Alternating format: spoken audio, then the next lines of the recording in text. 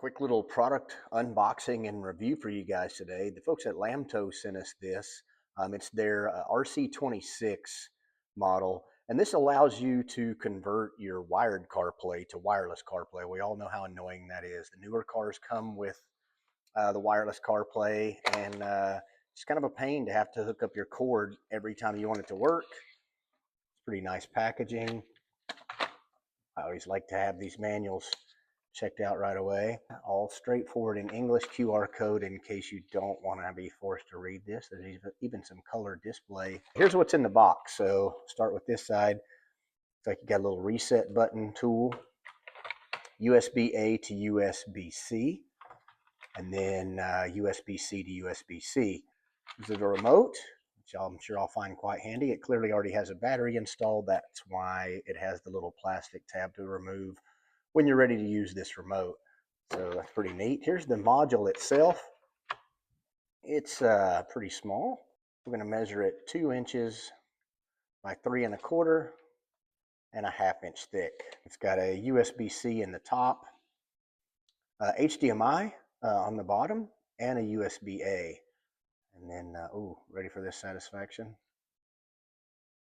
Another benefit to these, besides just creating a wireless connection for CarPlay or Android Auto, I don't think I mentioned that earlier, is it can host its own Netflix and YouTube apps. You just have to use your phone's hotspot or find some other internet source for this box to connect to stream those functions. We're going to be using this on a 2019 Audi Q5. This is my daughter's car. That's why it has daughter things. It's a USB-A. I'm going to plug the cord supplied here. The car is just on the on mode. I haven't touched anything on the display. And we're going to plug this in here. And we're going to give it a few seconds. I know the instructions had said if it's a green light, then you're on Apple CarPlay. And if it's the red light or not green, colorblind, to push the little thing in here, the little tool, and switch it from Android Auto to Apple CarPlay. It's kind of lit up. Oh, see, there we go. Oh, it says it is an Android-based operating system. I wonder if we'll have to, yeah, there we go. So there's our Apple CarPlay now, and clearly we don't have a phone connected. So this is where you can see, you can switch it to Android Auto. You have to use the knob on an Audi. I just need to pair a device.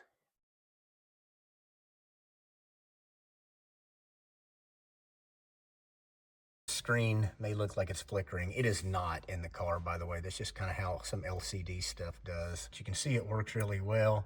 Allows me to navigate the stuff on the side. So that's really kind of nice. Now, when I went into my phone and just opened up the YouTube app, it brought this up on the side. I'm rotating this knob counterclockwise, and it works its way across the screen, gives the widgets. And if I keep rotating it clockwise, it highlights the video that I pulled up on YouTube on my phone manually. I'm going to continue to rotate it clockwise until it brings up, basically the apps on the phone, and it walks across them in order. You can kind of see which ones are available for this to stream. So that's pretty cool. So if you want to watch a video while you're parked, you're going to need to use your phone as the connection. The home button, I think I'm already home. Oh, there's the home button for this screen. So yeah, for your streaming services, that if you want to watch, you've got access to it right there. Oh, this is not a touch screen, dang it. But it does allow you to navigate across these functions. We'll go to Netflix.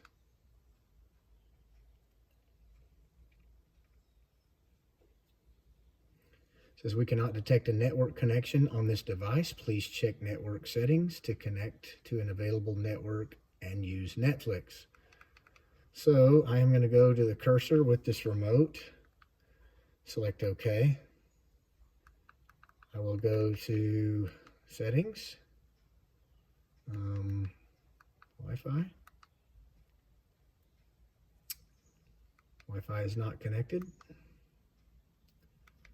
I will select For instance, this is my home network. Now, if you use the remote control that they provide, you can just click in the area and it will pull up a keyboard for you to use. Maybe some automobiles that have touch screens, you can just touch the screen and it'll pull those same functions up for you. And you'll need to do the same thing in those streaming apps. In this instance, you're going to have to use the provided remote to click for searching items and things like that. All right, it was difficult. When it came time to upgrade the fog lights on our wife's Jeep, we once again reached out to our friends at Nylite because they make some of the best products that we've seen, and the price is there we go. So there's a quick unbox, install, and a quick walkthrough. I'm sure every car is probably going to react a little bit differently based on how the user interface works with regular wired CarPlay. You know, with the exception of trying to stream YouTube and scroll through the videos, everything else works the same. So pretty good product, not all that expensive. You should check them out.